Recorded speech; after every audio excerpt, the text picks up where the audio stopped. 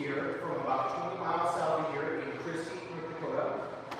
And it was moved here because the previous church that sat on this spot burned down due to an electrical fire. So Bonanzaville bought this church and paid $155,000 to have it moved to this spot right here. They connected everything up, hooked up electricity. And there actually is an active congregation that meets in this church every Sunday. It's not a Lutheran congregation. The pastor for the congregation is actually on his lunch break right now, and he's the main one doing this. But there is an active congregation. When the church moved here, one of the former congregation members from Mount Christie donated this beautiful altar back to the church and two candelabras and a cross. And that is a real Norwegian Bible. Back there that we walked past, it was a Norwegian Lutheran congregation that started this church in 1880. So feel free to have a look around. There's cracks in the basement for the kids. Oh yeah, and these two windows are original from the other church. There's some information up here if you'd like to take a look.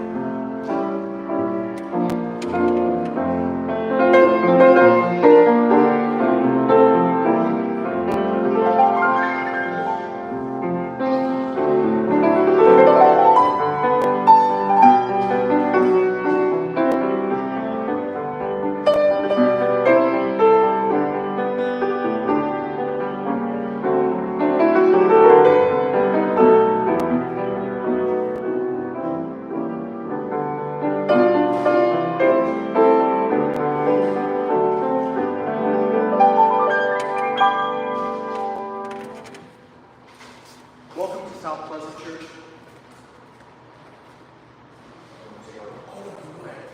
So this church was actually a congregation. They had an active congregation in Christie, North Dakota, which is just south of here by about 30 miles. They disbanded about 10 years ago, and they didn't know what to do with church.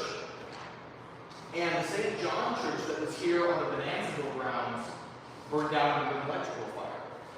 So this church is wondering, what can we do about this? So somehow they got into contact with Bonanzaville, and Bonanzaville acquired the church and paid the $155,000 to have it moved into this place in the old space of the St. John Church. Now, as you can see, this is in largely the original condition. There is an active congregation that meets here every Sunday. Paul is actually the pastor of that congregation. It's called the Submerged Church. They meet here every Sunday, so it is an active Sunday morning congregation. When one of the former congregation members of one of the Lutheran Church actually donated some of the artifacts that you can see on the altar, including the candelabras and the cross that's on the altar there. That is the original altar in this church from the 1800s, maybe the early 1900s, I would say. You can see how beautifully carved it is. Also notice the triforium up there that's to represent the Holy Trinity, which is a big thing in Lutheran theology. Also notice the candles, which are also to represent the Trinity. And then we've got this beautiful painting of the Last Supper there on the altar. So, does anybody have any questions about this church? When was it built? 1880, right? 1890. 1890. Yep, it was built in 1890.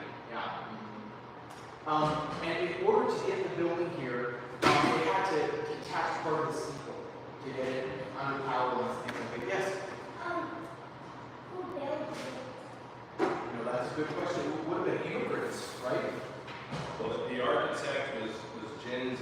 Olson was the name of the architect that designed it. Yeah, he would have had a lot of helpers. So it was a Norwegian congregation, and you walked past a Norwegian Bible as you came in today. That is an original printing of a Norwegian Bible in its native language. Somebody asked a good question earlier today. Who did the translation on that? We don't really know. We'll have to crack the case open at some point and see if we can find out who translated that. But yeah, it's a kind of interesting artifact. Yes? How long did it take to build it? Oh gosh, I bet it took a better part of a week, right? They might have moved it here in a day, but I think it would have been a long day. Yeah, it probably would have been a long day to get in here. Yeah, we had to come south of here. Yeah. I don't know how they did it. That would be interesting to find out for Bonanzaville. But yes, it was moved here from another location. And there are also some crafts downstairs for the kids if that's something you're interested in. Yes, sir. How did it burn? The old church here was burned due to an electrical fire. Some sort of electrical malfunction is the original cause of what happened to the old church here. And this region was just moved in to have a church in Bonanzaville. Yes, young lady. This church, oh gosh. I think it was about 5 years. Yeah, it took about 5 years to build the church. Yeah. And it was probably done more than likely by the people who went to church here. Yes, sir. How long ago did they remake it? Did they what? How long ago did they Remake what? the church? Oh, this is an original building. Yeah, they moved it here in 2013. 2015. 2015. It was moved here in Yeah, 2015. so it's been here for 9 years, but it's still the original. Do you know any famous people that have been married here? No, I don't. Well, in the old church that was here, St. John's, Governor Ed Schaefer was married in St. John's, the old one that used to be here, but burned down in 2013. Yep. Former Governor Ed Schaefer. And the names? Yeah, and Anthony. Yeah. Yep. Good question. I'm going to keep playing. We have to answer it. Oh, yeah.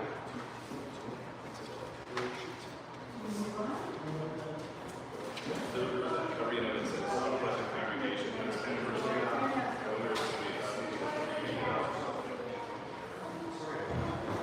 Oh, no, that's okay. That would have the, yeah, because I saw this, I was like, oh, I wonder where the cover sheet is. So I bet somebody's thought these were free. Here, I'm gonna actually.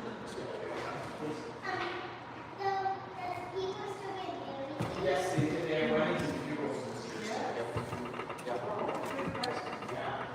Yeah, here's the. Okay. Yeah, I'm sorry. Somebody really walked out while I was gone. I'll see if and it's possible. I'll look around. It's possible they could have grabbed it, just left it on a table downstairs or something. But I mean, I can see it in my mind. I know I played with the two churches on the front. Oh, and you know what? They might not. I think they have a copy of it in the main building that I might go. Yeah, okay. Because I let Dave, the curator, copy this whole thing from me. Okay, Yeah, just so it looks like most everything else is here. You're doing a nice job with this. Oh yeah, great job. Very simple. It's my first time doing it. Oh, Yeah. but I like, you're very good at doing that. Oh yeah, the parade starts at 2, so we're gonna be ready for that. Is that okay then? Yeah, that's fine. Yeah, it sounded like I pretty much have you regurgitated everything that I said pretty well, yeah. So, you're all.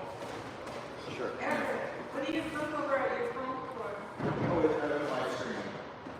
Yeah, it's my playing. Yeah. Oh, wow. Your box? Yes. Yeah. What are you live streaming? My playing on piano. Playing. Oh, you don't live streaming?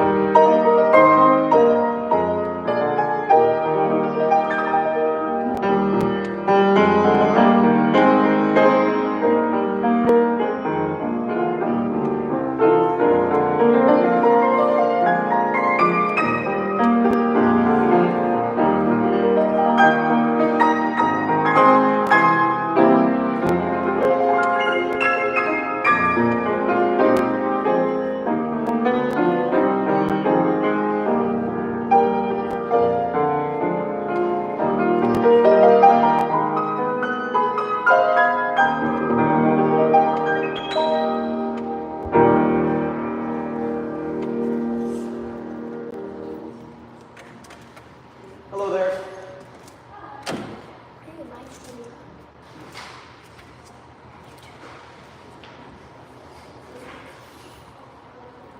Welcome to South Pleasant Lutheran Church. This church was built in the 1890s, and it replaced St. John Lutheran Church that sat here for quite a number of years. St. John burned down an electrical fire. And Bonanza thought, well, what are we going to do? We need to have a church on the premises. So this South Pleasant Church, they were a Norwegian congregation that formed way back in the 1880. They said that they formed. And that is a real Norwegian Bible. There were Norwegian immigrants back there. And that is a Bible that is in Norwegian, language. And so when the congregation for this church disbanded in 2013, they didn't know what to do with the church. So Bonanzaville had moved from Christie, North Dakota, which is about 30 miles south of here, right here to this very spot where it sits today. They still perform weddings, funerals, and they also do every Sunday morning. There is a church, the submerged church that meets in this building.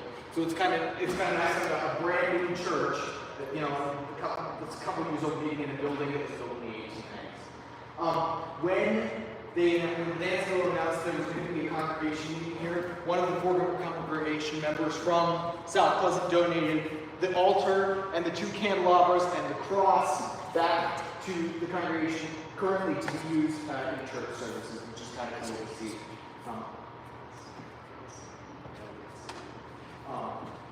And then these 2 windows are from the old church door. Balcony is closed right now, although it's kind of a cool view from out there. It's not up to building code, which is why we can allow people out there, but there are cracks in the basement for kids. Yeah. Any questions? I just think it's so cool to see a building that's of this vintage still being used as a church. I think that's just really cool.